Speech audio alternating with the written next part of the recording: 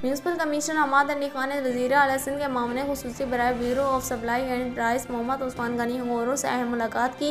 मुलाकात में मकामी हुकूमत के मुतअद्दिद अमूर, पार्क की बहाली, खेल के मैदानों की बेहतरी, सरकारी स्कूलों व अस्पतालों की सहूलियात और तजावुज़ात के मसाइल पर तफसीली गुफ्तगू हुई।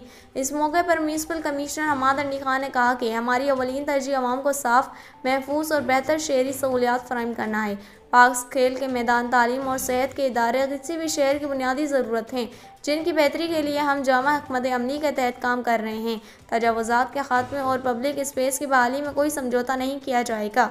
दूसरी जानिब मोहम्मद उस्मान गनी होरो ने अपने मौक़िफ़ में कहा, हुकूमत सिंध हर सतह पर अवामी सहूलियात में बेहतरी और पायदार शहरी इंफ्रास्ट्रक्चर की फराहमी के लिए संजीदा इक़दामात कर रही है। मकामी हुकूमतों के साथ करीबी ताउन के ज़रिए शहरी खदमात को मज़ीद मजबूत और मौसर बनाया जा रहा है। अवामी फलाह हमारी मुश्तरका ज़िम्मेदारी है और हम इस सफ़र में म्यूनसिपल इंतज़ामिया के साथ हैं।